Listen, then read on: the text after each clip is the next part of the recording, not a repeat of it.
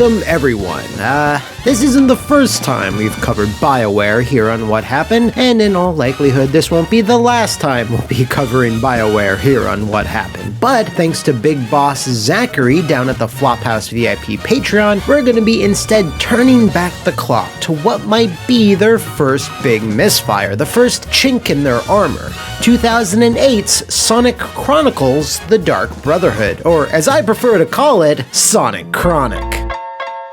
It's 2005, and Bioware is fast becoming one of the hottest studios in the world, having just delivered the fondly remembered, best-selling, highly reviewed Jade Empire, which 15 years later has just sort of been ignored by Microsoft, and EA, and Bioware themselves, and anyway, bolstered by the success of that plus KOTOR, something even bigger was coming down the pike, the M to the A to the double S effect. So they were on the precipice of superstardom, if they weren't there already. Now, around the same time frame, a similar explosion of popularity was going on in the world of handhelds, thanks to the Nintendo double-screen ballin'. Taking advantage of this, Bioware then tasked a very small team to investigate what they could do in the space, and they came to the most natural conclusion, making a Sonic the Hedgehog RPG exclusive to the DS with touchscreen-only controls that ended in a whimper as it promised a sequel that never came. So, what happened? Well, while such a pitch did and still does sound incredibly random on paper and in practice, it wasn't entirely random, just mostly. In an interview with Nintendo Power, former Bioware founders Ray Mazeika and Greg Zeschuk explained why this was a thing that indeed happened. We know Sega president Simon Jeffrey very well. He worked with us on Knights of the Old Republic when he was at LucasArts. I think we were just talking to him about various possibilities for working together. We talk periodically, and I think we were discussing our passion for Sonic at one point. We thought it would just be cool to do something together and see what we could make happen, and it just kinda developed from there. Now, while that seems simple enough, there's another interesting connection here, and if you allow me just a moment, I can crazily connect those dots for you. In April of 2020, a mediocre YouTuber made a video about Sega's failed reboot of Golden Axe Beast Rider, and Sega of America hires one Simon Jeffrey, formerly of LucasArts, as their new CEO to hopefully bring in sweeping changes into their business model, since they were hot off the heels of leaving the hardware business. So yeah, Simon Jeffries made a lot of friends when he worked at LucasArts, and those friendships continued on once he left the company, which coincidentally many have cited as the beginning of the end of LucasArts in general. When Sega hired him to head up their US operations, he tried a lot of different things to get the company a lot of back on track, and it's this close relationship with Bioware that led to the creation of Sonic Chronic. Off the bat, though, there were some issues. Bioware was accustomed to working on the most cutting-edge machines, PCs and the Xbox primarily, so adjusting to the very restrictive and underpowered nature of the DS took some extra time. Scaling back their usual ambition was also a concern, because up to that point, all of Bioware's worlds were richly detailed RPGs with a lot of depth and a lot of production time. The smaller team assigned to the project therefore had less turns of the clock when compared to previous ones, which resulted in some cut corners here and there. Now, to present those cut corners, I have here a special guest who can further illustrate what went down with Sonic Chronic and the Darkness Bunch. He's a big Sonic fan himself, loves his coffee, and nah, dude. What? What do you mean, nah, dude? Yeah, no, I'm done with this game. I covered it in 2008 and 2017, and I enjoy it less and less each time, so I'm good. I'm doing the other thing. Oh, the other thing we're gonna be talking about later? Yeah, the other thing. Gotcha, the other thing. Anyway, the Sonic team, no, not that Sonic, the Bioware team headed up by Mark Dara, who had been with the company since its founding and is one of the few remaining original employees, were in a unique and not entirely enviable position. The looming buyout from EA would have certainly put a bit of pressure on them to finish up at the earliest convenience, because while EA's big power play would never outright cancel Sonic's LARPing adventure, since Sega's contract predated it, it's still natural to assume that the 30-person team was wanted elsewhere to help out on bigger projects. You know, these guys. There's plenty of evidence of a rushed game here, with one of the most notable pieces being the,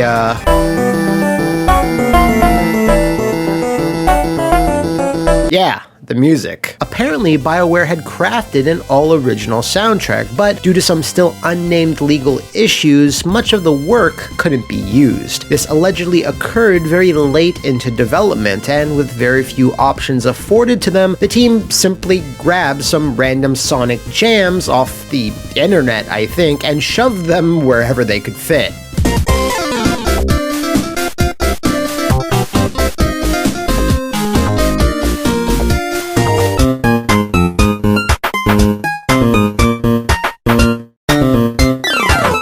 Over half the game's OST is just low-quality MIDI remixes of old tunes, which is a far cry from the mission statement laid out in that Nintendo Power interview I mentioned earlier. We were interested in making a really high-end handheld project. That was the other thing that was actually very important to us. We play a ton of handheld games, and generally, most of the high-quality handheld stuff is coming out of Japan. There isn't a lot of North American AAA handheld development going on, so we thought it was a great chance to team up and do that. So yeah, that doesn't really jive with that initial plan, so it's clear that at the very least, something went down with the music, and it went down hard.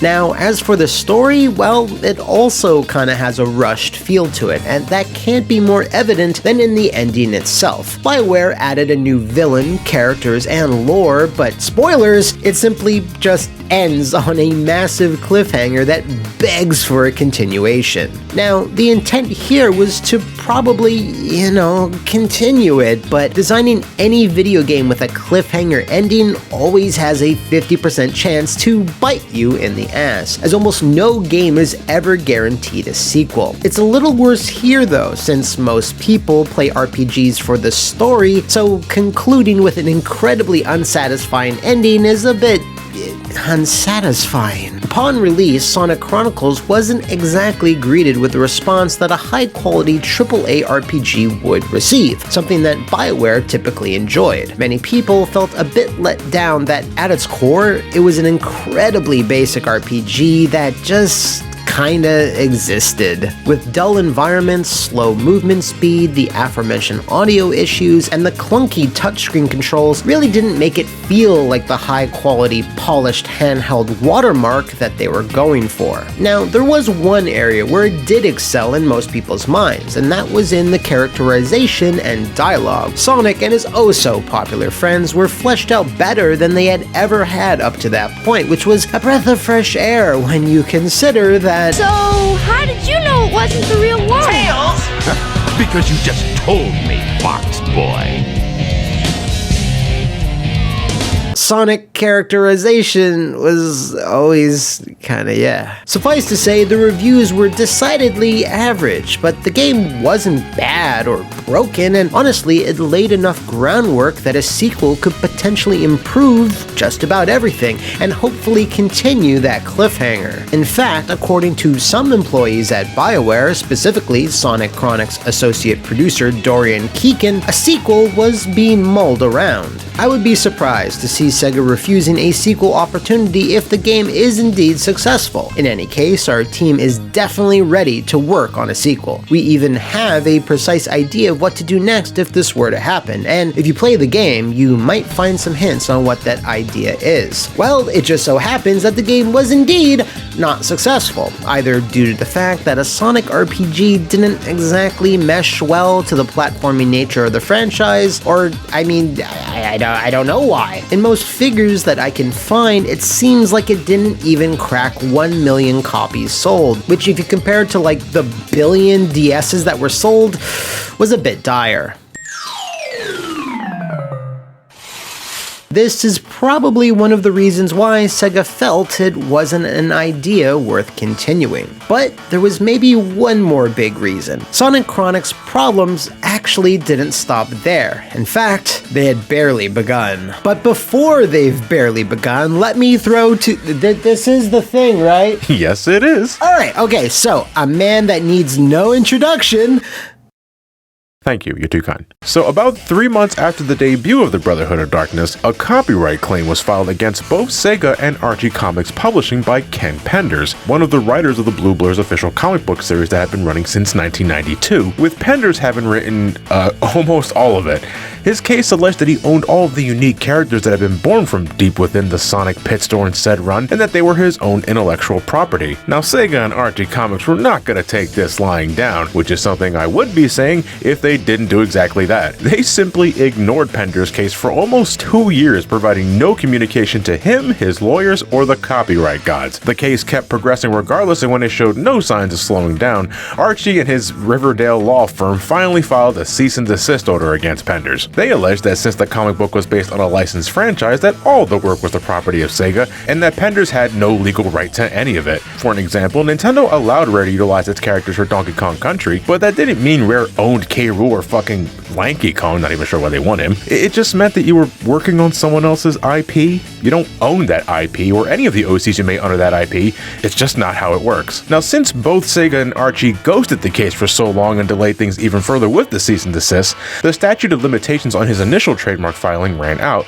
and thus was eventually dismissed. Mr. Penders denied his satisfaction, then filed another lawsuit against Sega and Electronic Arts for copyright infringement, citing similarities between his work and Sonic Chronicles. This was specifically in regards to the Nocturnus clan and his own Dark Legion, which just might be some of the most generic and common antagonistic forces a video game can have.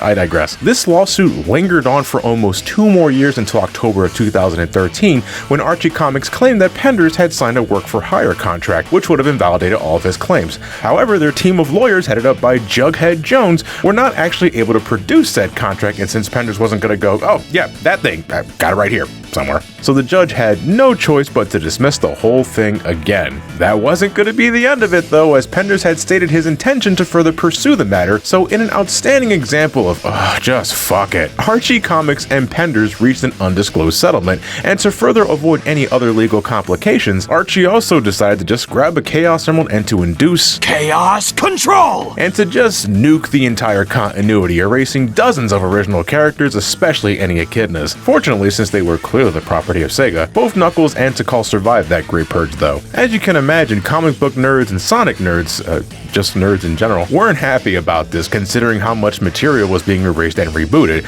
but it was the only surefire way to wipe their hands of the whole affair. Logically then, if they wanted to keep said hands clean, then the Sonic Chronicles storyline would pretty much need to stay abandoned. If Sega did decide to do something with it, then Penders would be within his legal rights to raise a legal stink once more, and just, look, everyone is so tired of this. This, coupled with the low sales, is the real reason why the game will most likely never see a sequel. The mid to late 2000s was a rough time for Sonic in general, believe me, I know that, you know that, your grandma knows that. And while Sonic Chronicles itself wasn't some inexcusable affront to gaming, it really didn't deserve to have all this baggage attached to it. Now it's true that the fastest thing alive doesn't perfectly fit into an RPG mold as of yet, but it still would have been nice if we had another shot at it. However, as we've seen, due to poor timing, a rushed schedule, and just plain old bad luck, it didn't work out, and honestly, that's no good. Spoken like a true Sonic fan. Man, this thing sure didn't work out, but if X, Y, or Z were completely different, it might have been awesome. That's patronizing, bitch. But you're right, it's our strength and our curse. That's great.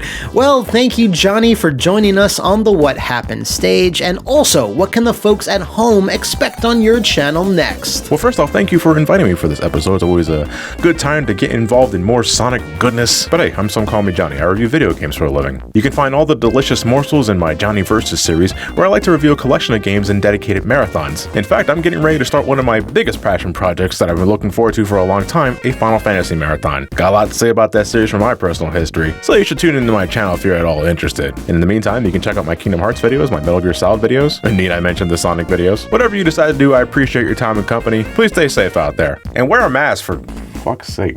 And if you folks at home know of any other misfortunate anthropomorphic misfires, let me know in the comments below, spin dash over to my Twitter, or grind the rails over to the Flophouse VIP Patreon and become a big boss and nominate the subject of a future episode. See you next time, and thanks for watching.